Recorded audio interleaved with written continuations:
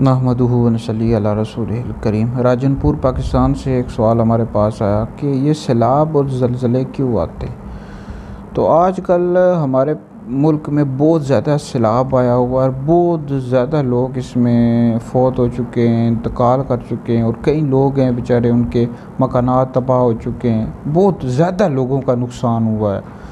تو یہ ہر سال ہی سیلاب آتا ہے لیکن اس دفعہ بہت زیادہ ہے اور زلزلے بھی آتے ہیں۔ اس کی وجہ کیا ہے بھائی؟ اس کی جو وجہ حدیث میں بیان کی گئی، الترغیب و ترہیب میں یہ حدیث موجود ہے۔ نبی پاک علیہ السلام نے فرمایا کہ جس قوم میں زنا کاری یا سود خوری عام ہو جائے وہ اپنے لیے اللہ کے عذاب کو حلال کر لیتی ہے، وہ قوم اپنے لیے اللہ کے عذاب کو حلال کر لیتی ہے۔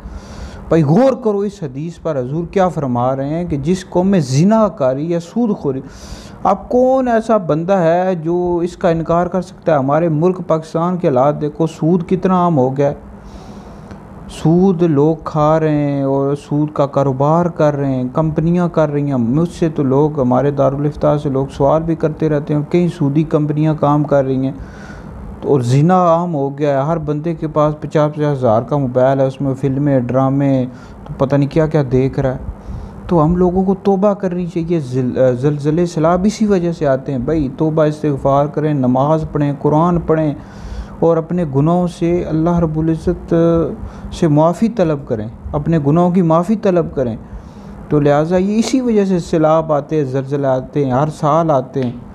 تو ہمیں ڈرنا چاہیے۔ یہ بدکاری عام ہو چکی ہے، زنا عام ہو چکا ہے، سود، پھر اس طرح دیگر جو کبیرہ بڑے بڑے گناہ ہیں وہ ہمارے ملک میں ہو رہے ہیں بھائی۔